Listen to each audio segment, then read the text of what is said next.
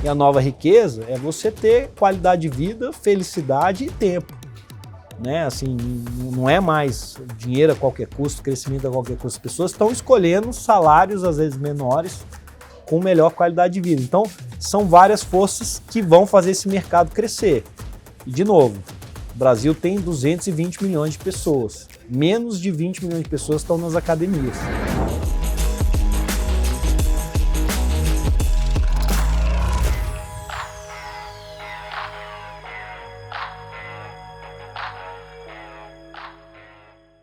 Olá, bem-vindo, bem-vinda. Esse é o Rapcast, um espaço para ouvir quem entende de reputação e lidera as marcas mais influentes do Brasil.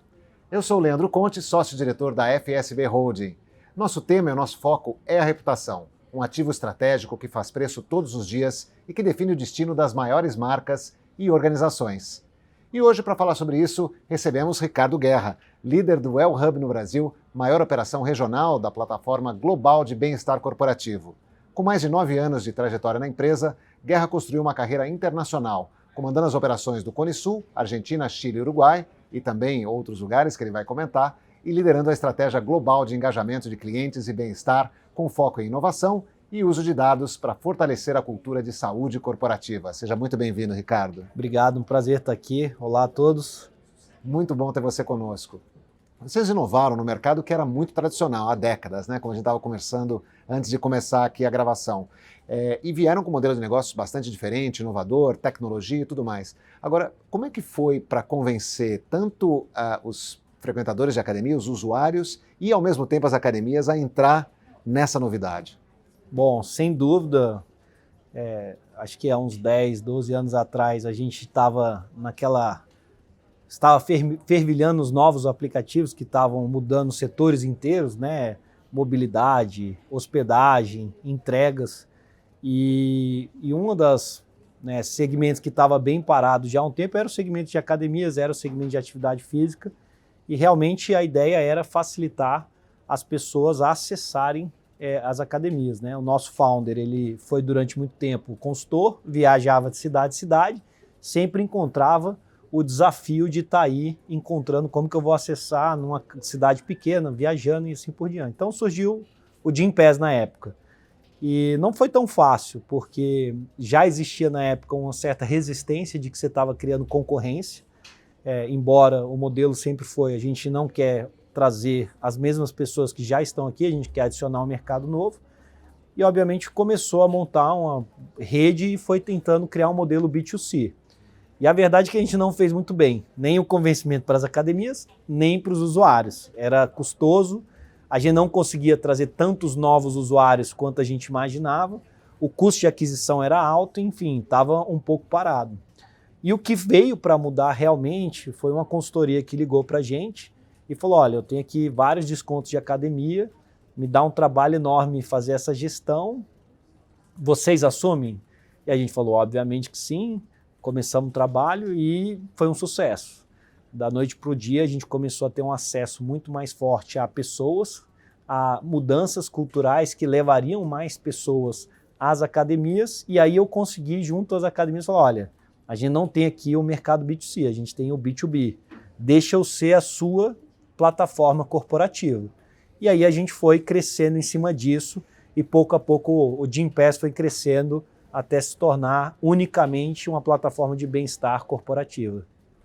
E como é que foi a conversa com os RHs, né? Porque começou dessa forma e aí depois virou uma conversa com as empresas, com os RHs das empresas. Como é que isso se tornou o principal, acho que a principal alavanca, né, de crescimento? Sem dúvida. O RH e as empresas, na verdade, a gente encontrou lá mais um incentivador para a mudança, né? Então, quando a gente pensa na academia, obviamente que a academia quer crescer o seu negócio, quanto mais gente vir, melhor. Então, quanto mais os nossos usuários frequentavam as academias, mais negócio eles tinham. E mudou, transformou o setor de academia, que voltou a crescer.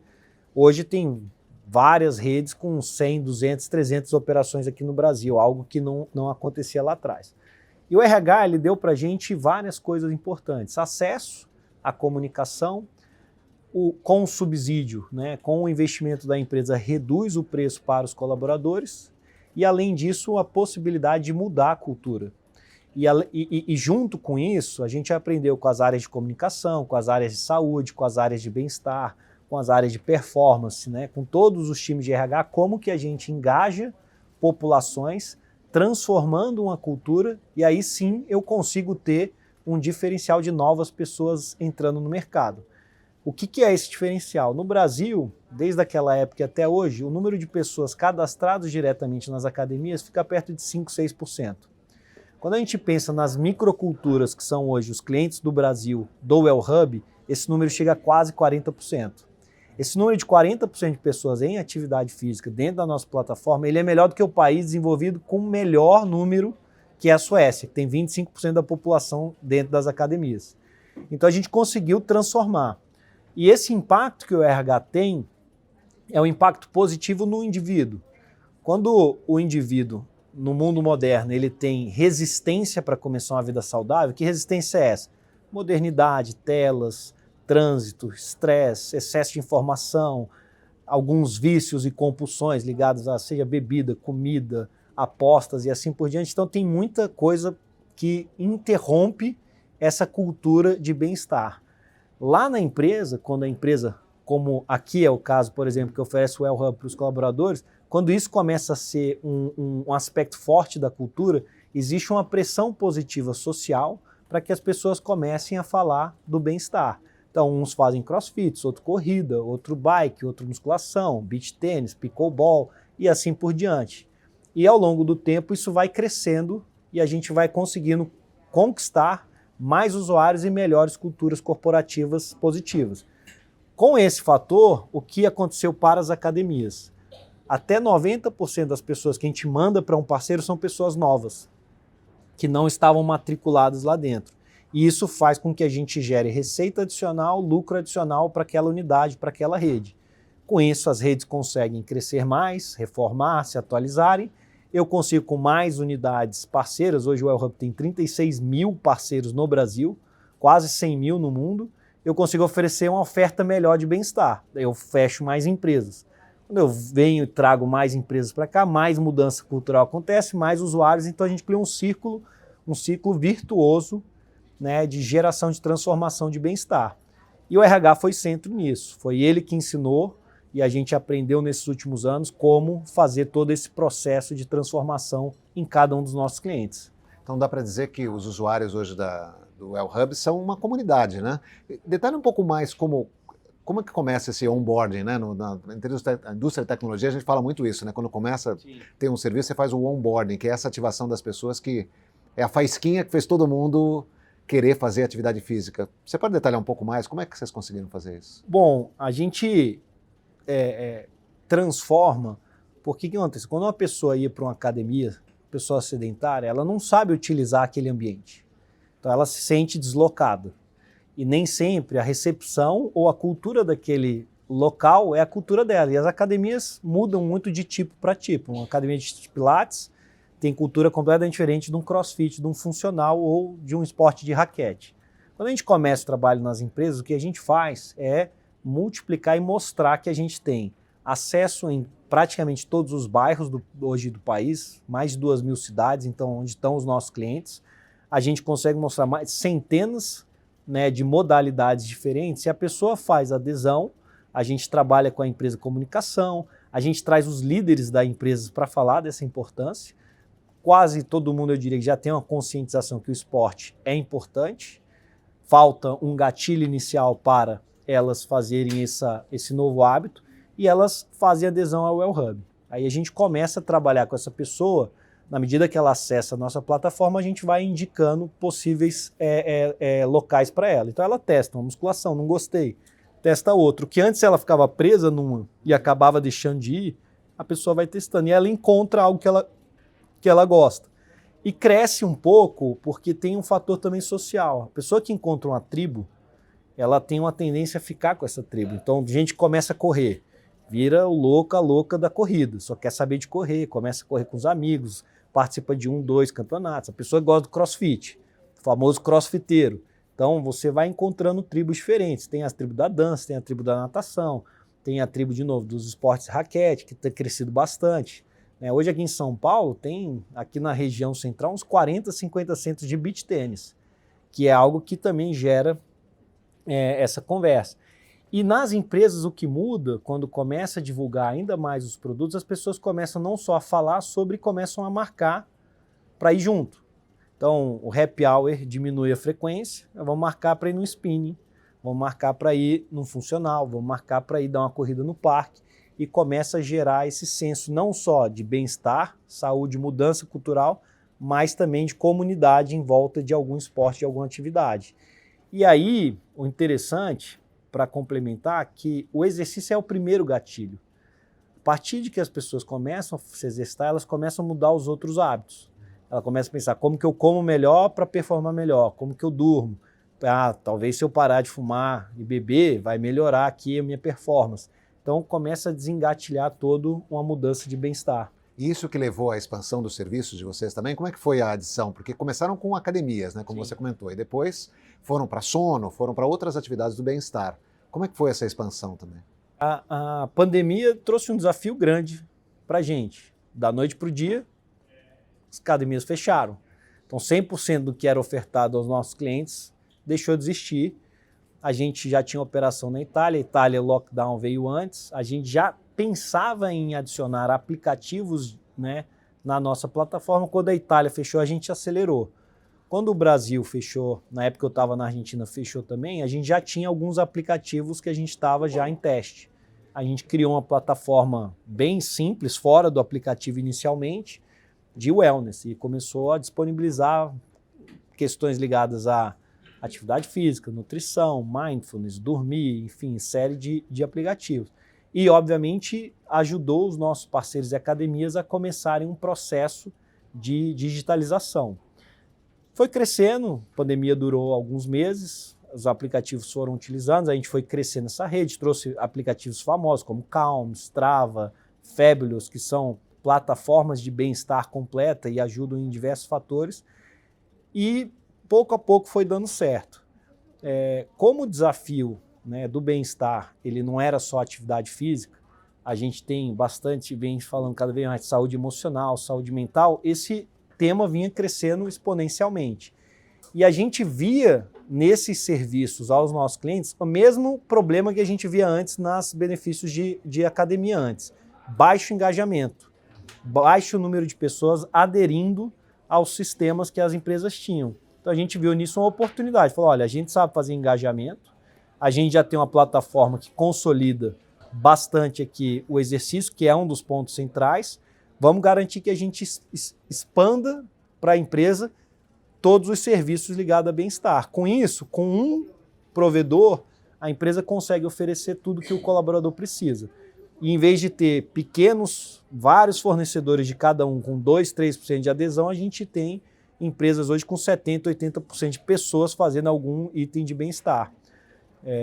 Que, para já talvez chegar na outra pergunta, culminou na nossa mudança de nome. Na época a gente ainda era Gym Pass, que literalmente significa passe de academia. Países como a Alemanha, Inglaterra, Estados Unidos são muito literais, e esse nome ele tinha um freio na hora que o RH buscava soluções de bem-estar. Quando a gente ampliou esse nome para o Well Hub, facilitou a nossa penetração entre os mais diversos, né, profissionais de RH e empresas que estão buscando aí uma solução completa de bem-estar. E deu certo, a gente obviamente está crescendo forte nesses outros países e recentemente, mais especificamente ontem, a gente voltou a ganhar o prêmio como marca mais reconhecida de bem-estar e saúde no Brasil, posicionando agora não Gym Pass, mas pela primeira vez o Well Hub como a marca mais reconhecida entre os RH de bem-estar. Legal, parabéns. Eu queria falar daqui a pouquinho sobre expansão internacional especificamente, mas eu queria voltar um pouco na questão da mudança de nome no Brasil. Porque aqui já era uma marca super conhecida, todo mundo falava disso, e aí, por conta da expansão internacional, que a gente vai detalhar mais, decidimos mudar o nome. Como é que foi isso? Porque é difícil uma empresa unicórnio brasileiro, nova, 13 anos de idade, com amplo sucesso, falar assim, eu vou mudar a marca. Como é que foi essa conversa? Foi terrível. Imagino. Foi um caos. Eu imagino que deve ter sido difícil. Até hoje, eu vou em algumas academias e falo, eu sou do Well Hub. E do quê? Não, do Gym Pass. Então, A gente entende que é um processo difícil, era uma marca amada, as pessoas gostavam. Tem gente que não vai abandonar o Gympass e vocês estão desculpados. De novo, enquanto continuar falando de Gympass, Well Hub, a gente está bem. Mas era uma questão global. Talvez se fosse só o Brasil, a gente teria mantido o nome, quase certeza que sim. Mas é importante, é um movimento que passa além, né, da academia. Recentemente saiu vários dados, né? A preocupação número 1 do brasileiro com saúde, 52% do caso, é a felicidade e a saúde mental. Acima de tudo, acima de câncer. O brasileiro está mais preocupado com esses 2 itens do que itens importantes. Afastamento nas empresas, burnout, a parte de depressão, remédios ligados à depressão. Então, a gente entende que tem uma força maior de mobilizar o bem-estar completo, não só para o nosso negócio, mas principalmente para a sociedade, para as empresas que a gente atende e para os colaboradores que estão nela. Vamos falar então da expansão internacional, que acho que desde o início isso também é um paradigma grande para quem está nos assistindo, né, os líderes de negócio que estão nos assistindo, de que momento expandir e como expandir. E esse aqui, né, a FSP Holding, esse videocast é sobre reputação. Então, como que uma empresa brasileira recém-nascida expandiu para o exterior, né, vinda do Brasil? Como é que foi esse processo e como é que a reputação fez diferença? Eu acho que o brasileiro tem um conforto no país grande e muitas vezes não acho que é só a falta de querer buscar o mercado internacional, porque tem muita coisa forte aqui no nacional. Eu morei 2 anos na Argentina, o argentino procura mais o internacional mais rápido que a gente, porque o mercado interno é bem menor. E no nosso caso, a gente tinha um pedido grande dos nossos clientes. Então, os clientes que estavam aqui são multinacionais, a grande maioria dos que começaram com a gente, falou, putz, olha, lá no México, lá na Espanha, lá nos Estados Unidos, temos programas e nenhum, quando eu apresento o que eu faço aqui no Brasil, todo mundo se choca. Por que se choca? Porque pela primeira vez a empresa tinha dados de quantas pessoas estavam indo, em quantas academias, quantas vezes por mês, se vai o familiar, de quais áreas, de quais regiões, de 500 cidades, 1000 cidades sendo acessadas. Então existia uma certa admiração pelas empresas globais quando conversavam com um profissional brasileiro de como eles tinham um programa de bem-estar que funcionava de verdade. Então a gente via pedido dos clientes querendo que a gente fosse para fora. E obviamente a gente via que tinha um poder muito grande no Gympass na época, porque o problema do sedentarismo não era só no Brasil. Né? Quando a gente pega o México, tem uma das populações infantis mais obesas do mundo.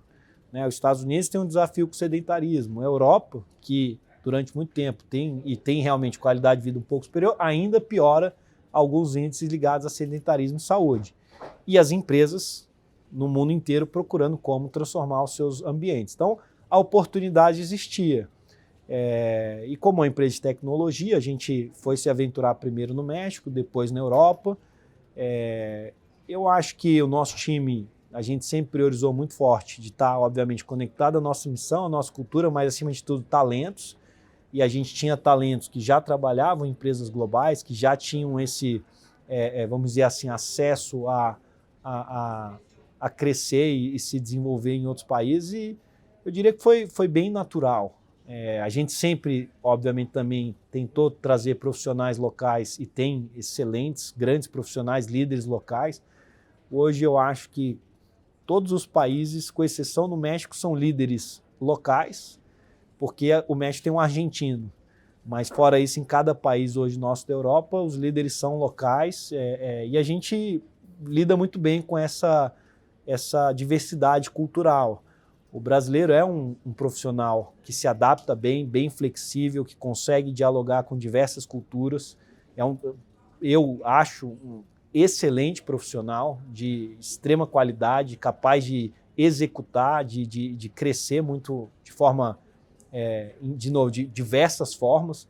A gente aprendeu isso com certas, né, altos e baixos e mudanças que a gente tem que fazer aqui no Brasil. O argentino, por sinal, é bem assim também, bem flexível, que tem que ser. E eu acho que esse mix de, né, liderança, estratégia e talentos brasileiros com os talentos mundiais que a gente tem faz um mix bem positivo.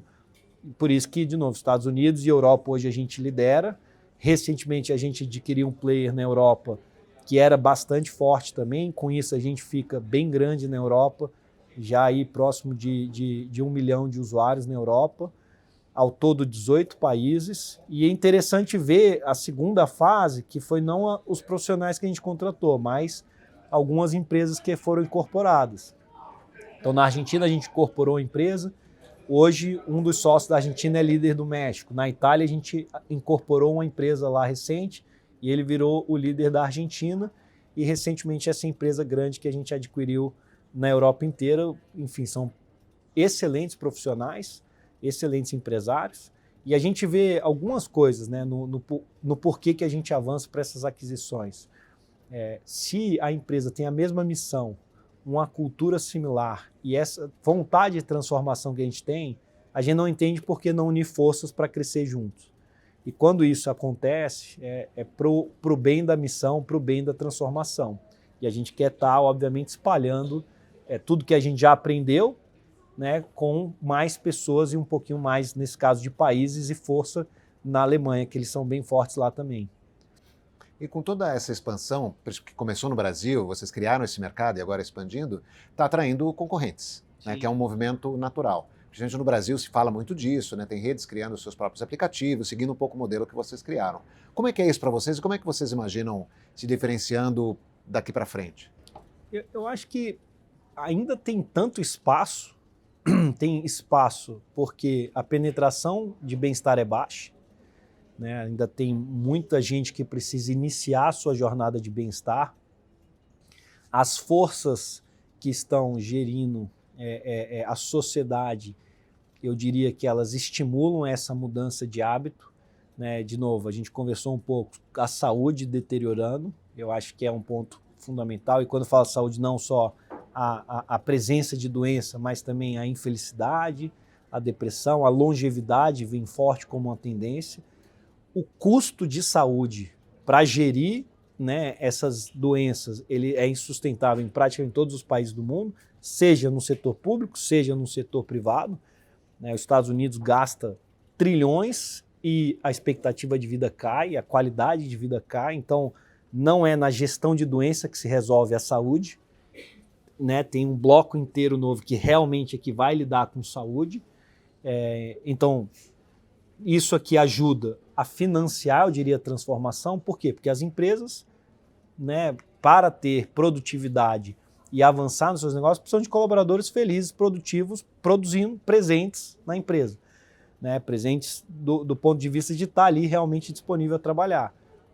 E está estourando o número de afastamentos. Então, essa veia adicional de que a saúde é cara e as empresas investem em qualidade de vida vai ajudar bastante. E as pessoas, os indivíduos querem viver melhor, né? Saiu uma pesquisa recente sobre remuneração de executivo que fala que propósito e equilíbrio de qualidade de vida é um dos tops itens dos altos executivos.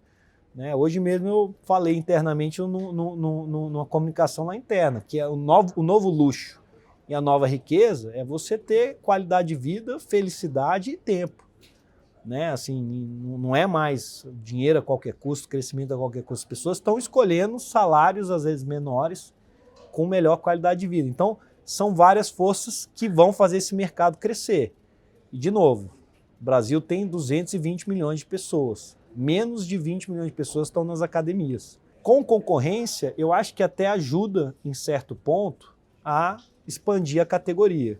Então a gente está muito focado em garantir que a gente melhore o que a gente faz, cuidar dos nossos clientes, garantir que os colaboradores dos nossos clientes vão para as academias e a gente alcança aí taxas de 70%, 80% de colaboradores ativos em alguns clientes. E é esse foco que a gente está olhando.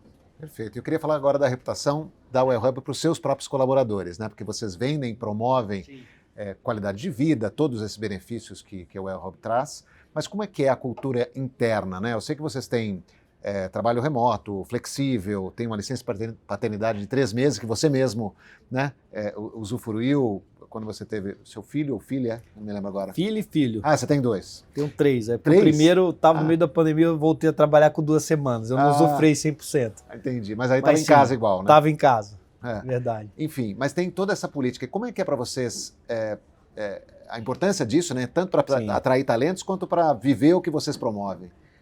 Eu acho que a primeira coisa que muita gente se engana, e em entrevista eu converso muito isso, o El Hub não é uma empresa daquele bem-estar romântico. Não vamos trabalhar sexta, vamos trabalhar meio período, piscina de bolinha, ping-pong. O El Hub é uma empresa onde as pessoas que estão lá, elas estão lá por um propósito muito forte, que é transformar a performance humana. E a performance humana, ela tem a ver com qualidade de vida, felicidade e você realizar aquilo que você se propõe a realizar na vida. Então, é uma empresa de metas ousadas. A gente, no Brasil, está crescendo mais de 50% esse ano, ainda, né, no mercado que a gente já tem 13 anos. No resto do mundo, quase 100%. Então, é uma empresa bastante intensa, onde a gente tem um ritmo bastante elevado, mas também a gente preza, né, pela priorização, pelo equilíbrio e que as pessoas consigam encaixar nas suas vidas, a família, né, a atividade física, obviamente, o mindfulness, dormir bem, comer bem, assim por diante. Então, é uma cultura dinâmica, né? A flexibilidade para a gente, ela é um reforço do que a gente espera que as pessoas tenham em relação a entregar os seus resultados. Algumas áreas, como tecnologia, conseguem ficar mais tempo fora dos escritórios, mas de modo geral, todo mundo que não tem eventuais reuniões no escritório ou com os clientes, podem passar semanas em casa e funciona bem. Funciona para a gente consegue dar ritmo às nossas reuniões, a gente tem as metodologias próprias, os modelos de trabalho em grupos, como a gente mede resultado, mas a cultura é muito forte e até certo ponto a liberdade individual também ajuda a gente a entender quem entrega e, obviamente, quem não entrega. E a gente, obviamente, dado um acompanhamento, né, tá ali perto e a gente vê que a pessoa não tem adequação à cultura e não consegue performar ali, eventualmente a pessoa não tem o perfil para estar com a gente. E isso tem que ser, obviamente, tão bem resolvido quanto contratar as pessoas corretas. E as políticas, obviamente, né, de paternidade, maternidade também é melhor estendido, também funcionam para garantir que nos momentos mais importantes e únicos da vida das pessoas, elas consigam estar onde realmente importa. E no meu caso, eu realmente fiquei com os meus filhos, né, no caso são 16 semanas na regra da Espanha, e foram os melhores dias da minha vida, e eu tive todo o apoio de toda a empresa para que isso acontecesse sem culpa, sem se sentir que está devendo, pelo contrário.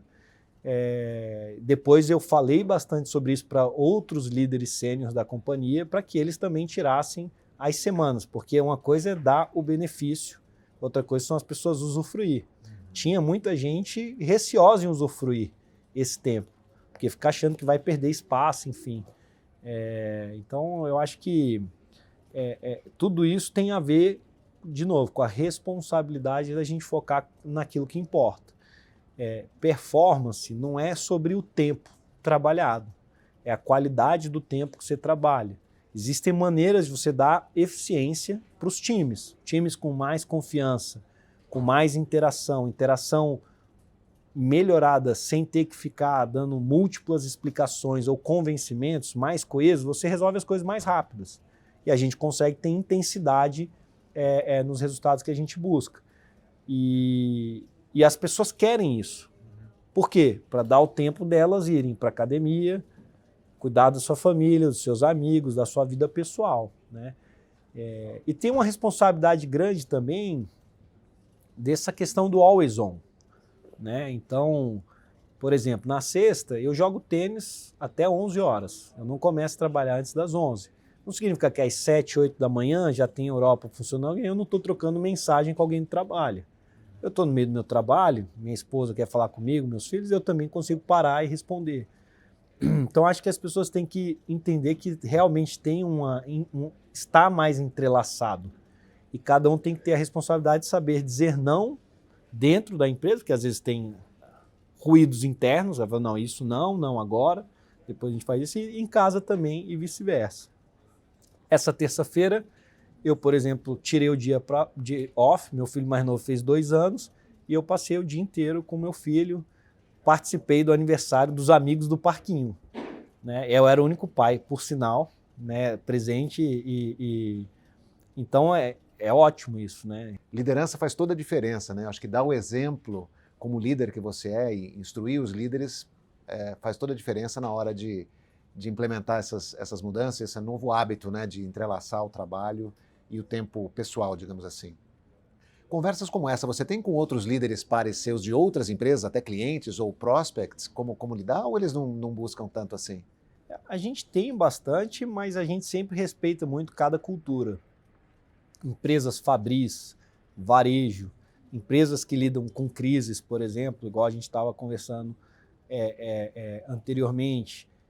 Diversos setores têm os seus próprios rituais, perfis de profissionais, perfis inclusive dos investidores, do boards, e existem diferentes modelos. Eu acho que o importante é sempre encontrar aquilo que funciona para cada uma das empresas. 100% híbrido funciona para todo mundo? Eu acho que não. Eu tenho uma certa dificuldade de achar que 5 dias por semana, obrigatório também, hoje em dia, para a grande maioria dos setores, talvez seja um certo exagero. Alguns, eventualmente, pode ser que faça sentido. Mesmo internamente no El-Hub, áreas de tecnologia, elas praticamente não vão no escritório, áreas comerciais vão 2, 3 vezes e tudo bem. Então tem multiculturas, inclusive dentro do El-Hub. O que a gente tenta como o El-Hub, e aí a nossa função, nunca é aplicar uma ferramenta igual, cultural para todas as empresas. Voltando ao processo de onboard que você tinha me perguntado antes, uma das primeiras coisas que a gente faz é perguntar como é a sua cultura, como que é a sua comunicação interna, onde estão os seus colaboradores. Tem empresas que têm 6, 7 públicos diferentes, público fabril, público do CD, público financeiro, público de vendas espalhados, e aí a gente tem que criar uma metodologia que encaixe para cada uma das empresas. O que talvez eu destacaria que é muito bom no El-Hub nesses 9 anos que eu estou e que eu acho que poderia melhorar em muitas empresas é a evolução da cultura. A cultura não pode ser estática e ela não pode ter a mesma resposta para todos os momentos, porque os momentos no mundo estão mudando. E existe um certo conforto mental, social, né, inerente ao ser humano de querer a manutenção. E isso é perigoso para muitas empresas, muitas indústrias. Então, a cultura precisa evoluir, a população que está rodando nas nossas empresas, ela vem mudando, obviamente são gerações diferentes, nunca vai ser uma geração só também, então você sempre vai ter conflitos de gerações, não pode adaptar 100% para a nova que está entrando e esquecer que tem outras que já estão aqui há 10, 15, 20, 30 anos. Então eu acho que é importante ter essa evolução. E se a sua cultura consegue evoluir, eu acho que facilita a própria evolução de cada indivíduo dentro dela, porque você está conversando sobre algo que é mutante, algo que está sempre evoluindo. Então, talvez para os meus pares eu tenha essa conversa um pouco mais alinhada a que dinamismo você tem que dar para a sua própria cultura, sabe? Perfeito. E agora eu queria mover para essa, mas seguindo no tema de mistura de reputação, cultura e liderança, e perguntar uma coisa mais pessoal da sua própria carreira, né? Porque você começou essa carreira como chegou, né, a CMO do Girafas, que é uma empresa fundada pelo seu pai, né? E trabalhou lá bastante tempo, chegando a CMO, e aí depois foi para uma outra empresa que é também de fundador, né? De um fundador brasileiro também. Como é que foi para você essa transição de culturas e de sair de uma empresa familiar para uma outra família, né? De uma outra família? E como é que foi para você fazer essa transição e se desenvolver num outro ambiente? Eu diria que eu comecei trabalhando com meu pai há muito tempo, fiz estágio na Kimberly, fiquei lá 4 anos e voltei para o Girafas para trabalhar com meu pai, meus irmãos e muita gente da família. É desafiador, obviamente que você inclui uma variável adicional, que para alguns é mais natural, para outros menos, e depende também do alinhamento de expectativas de negócio. E a expectativa de negócio não só no que você espera que aconteça com o negócio, mas também como isso deveria ser feito. E no caso específico do Girafas, o meu era totalmente desalinhado com meu pai. E apesar da gente ser muito amigo, eu amo ele, sempre a gente teve várias coisas próximos e viagens, enfim, estou sempre com ele sempre que eu posso. O período que a gente trabalhou junto foi catastrófico, né? E sem dúvida eu não consegui fazer um alinhamento cultural com ele, A gente já conversou muito com isso. Eu conseguia, obviamente, ter uma liderança junto com o meu time com algumas áreas da empresa, mas existia sempre um conflito, porque o que eu acreditava de cultura e o como eu acho que deveria ser era diferente dele e dos conselheiros e outras pessoas que estavam na empresa. E o errado era eu, não aqui. Eles estavam certíssimos, estão certíssimos, é uma empresa de mais de 40 anos, mais de 400 restaurantes. Meu pai está feliz lá, meu irmão que trabalha lá com meus irmãos que trabalham com ele, está todo mundo feliz. Eles eram certos e o errado era eu aqui. Eu até tentei sair uma época, mas no final, por motivos, acabei ficando um pouco mais. E eu me aproximei nessa época do Gerando Falcões, da área social. Já tinha me aproximado antes um pouco do Instituto Ayrton Senna e eu queria fazer uma coisa ligado a alguma transformação em alguma área nova. E aí o dia que eu e ele, a gente obviamente chegou a uma conclusão quase que escancarada na nossa cara, que foi um dia de muita felicidade para nós dois. E a gente obviamente dali em diante voltou a se aproximar mais do que naquele momento. E quando eu vim para o Well Hub, na verdade de Gympass na época, não teve uma adaptação, porque o Well Hub tinha mais a minha cara. Eu não era diferente no Girafas do que eu era no Gympass na época. Óbvio que na medida que eu e o Well Hub evoluiu, isso teve uma outra cara, mas eu tive que me adaptar bem menos à cultura da empresa. O negócio era completamente diferente. Varejo, refeição e franquia é diferente de B2B para RH de tecnologia, né? Esse foi duro. Esse no início eu tive que fazer uma mudança aí da minha musculatura, do meu cérebro para tentar me adaptar a como que era vender para o RH, mas eu tinha lá dentro do Gympass um time maravilhoso, os fundadores, enfim, todas as pessoas estavam lá e conseguimos evoluir.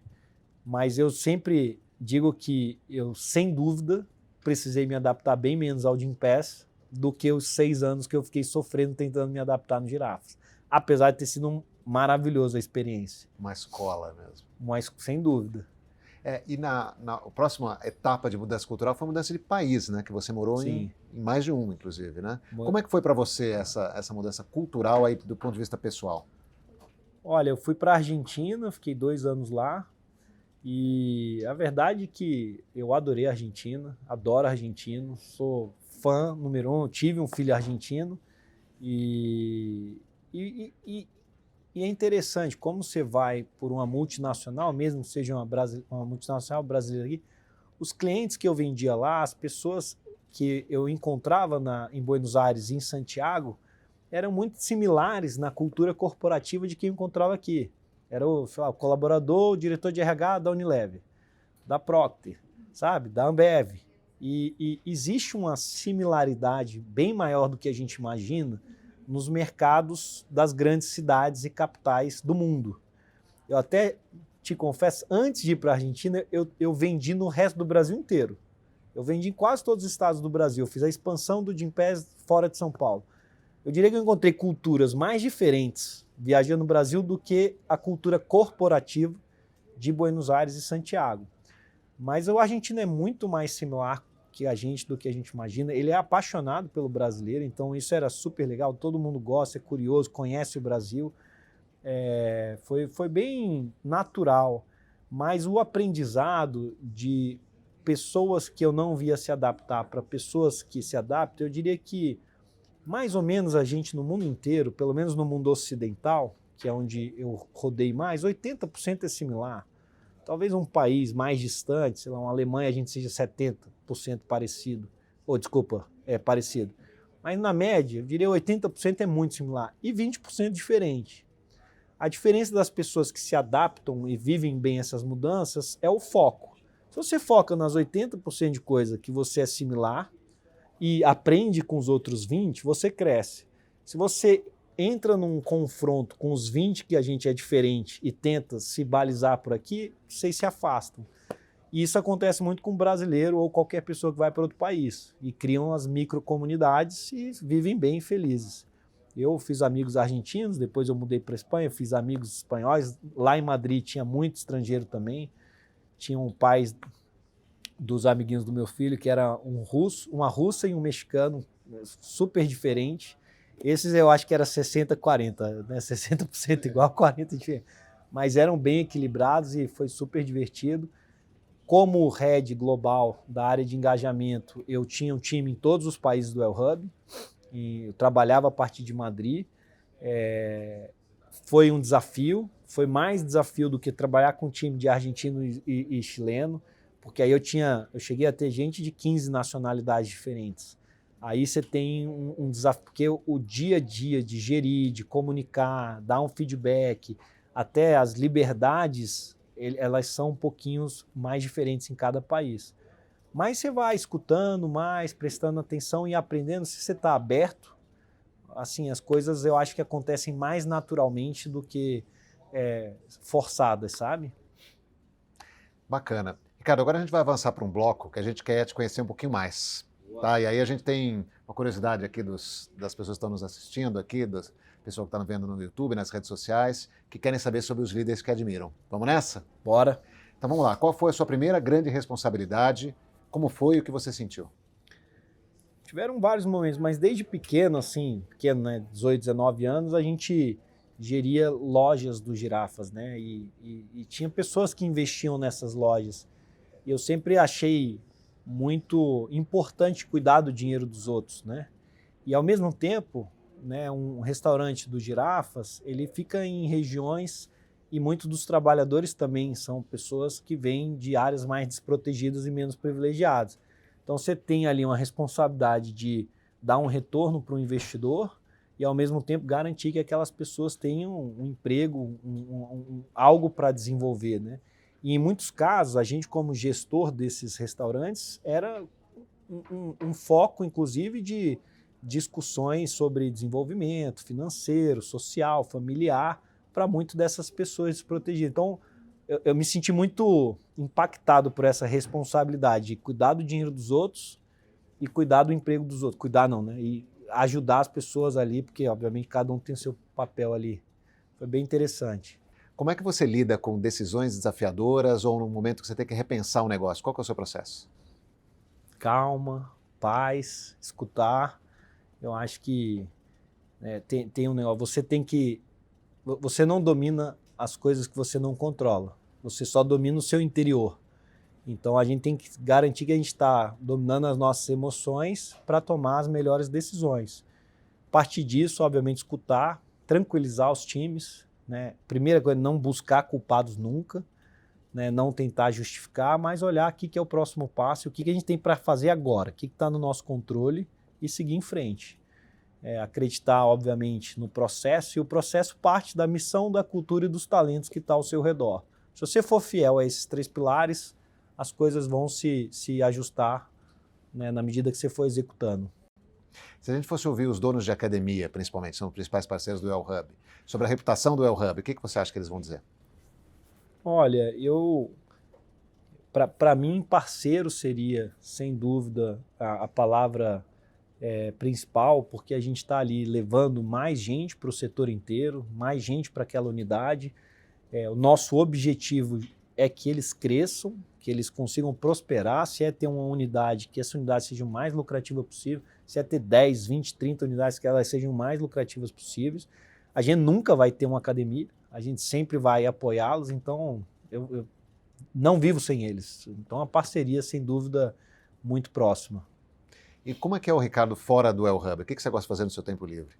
Bom, já falei bastante aqui da família, eu sou um pai que eu me considero presente, adoro fazer café da manhã para eles, eu faço a panqueca do papai. Recentemente me arrisquei a fazer uma receita de pão de queijo para eles e está ficando boa. Agora eu sou um fazedor de receita de pão de queijo. Eu gosto de jogar tênis, correr, musculação, ficar com a família, viajar, a gente viaja muito, eu boto os 3 no carro. A gente foi dirigindo lá de Brasília até Inhotim, levamos eles para o museu, para o ar livre, foi super legal, super recomendo. Gosto de ler, mas eu diria que hoje minha vida é bem em volta disso, família, amigos, esporte, muito esporte, adoro falar de longevidade, de metabolismo, enfim, nutrição, dormir bem, então é isso. E a gente sempre diz que reputação é o que falam de você quando você não está na sala, né? O que você acha que as pessoas, sua equipe, falam de você? Olha, eu acho que eu sou uma pessoa que gosta de pessoas, talvez, né? Eu adoro estar com o time, eu adoro estar com os clientes, eu adoro estar com os usuários, ou com a família, no caso. Então, quase tudo que eu tenho feito é ter uma excelência no convívio de qualidade com as pessoas, sabe? Isso, obviamente, envolve a interação positiva, propositiva e construtiva, né? Eu não gosto de conversas vazias e repetitivas. Eu tenho dificuldade, às vezes. Então, eu tento sempre trazer algum olhar diferente sobre algum tema que mexe em alguma coisa densa das pessoas, sabe? Eu adoro. Assim, quando eu fico longe do meu time, eu volto. Eu fiquei semana passada inteira em Brasília. Essa semana eu voltei. Não, eu tava com saudade de vocês. Coisa boa. A gente tem um presente para você que eu queria. É um presente com uma ação. Que é um presente para você lembrar da gente, do Rapcast, mas eu queria que você escrevesse aqui em uma palavra o que reputação significa para você. Reputação? Ixi, Maria.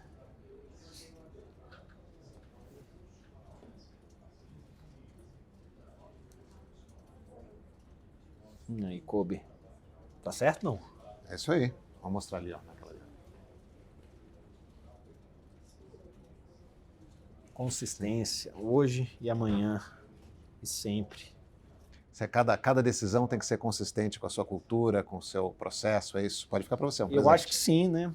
Eu acho que não é os altos e baixos de hoje, mas é a consistência ao longo do tempo, né? Liderança é muito sobre isso. A gente toma, às vezes, decisões difíceis que, às vezes, os times nem sempre entendem no curto prazo, mas os grandes líderes são aqueles que desenvolvem o time no médio e longo prazo. Às vezes tomando decisões que podem parecer desafiadoras para eles hoje, mas quando eles veem que você tem consistência em cuidar do time, cuidar da missão, cuidar das pessoas, você consegue ter uma relação longa de qualidade, onde você cresceu como indivíduo, né, a pessoa do seu lado cresceu como indivíduo, e é raro isso, porque eu acho que as pessoas votam pelo que dá prazer ou o que não dá dor hoje, né? E aí elas tomam, às vezes, a decisão errada na interação. Quando você pensa no longo prazo, na consistência do que vai ser a relação, você constrói algo muito mais rico, né? E com o tempo, até aquilo que eventualmente era um desconforto, passa a ser conversas esperadas, né? Ou seja, interações quase que expectativa. Quando você tem um erro e você tem a certeza que você vai poder lidar com esse erro com a pessoa que está ali do seu lado, você não tem mais medo, você quase tem a curiosidade de saber como que você vai aprender com isso que você errou hoje, sabe? Eu acredito muito nisso. Filho é assim, né? Se o filho tiver medo do pai, ele vai esconder um erro. E o pai que não teve a oportunidade de lidar com o erro de um filho, perdeu uma grande oportunidade de desenvolver. Então é consistência. Ricardo, que aula. Muito obrigado por ter estado no Rapcast. Que reflexões incríveis. Tenho certeza que todos aqui que estão nos assistindo gostaram muito. Muito obrigado. Obrigado. O prazer foi meu. Valeu, pessoal. E muito obrigado também por você que nos acompanhou até aqui. A gente segue discutindo e destacando que a reputação é o ativo mais importante para proteger e impulsionar a sua empresa, as suas marcas e você mesmo, como profissional, como executivo, como empreendedor que está nos assistindo. Fique ligado nos próximos episódios do Rapcast, aqui nas redes da FSB Holding e até a próxima.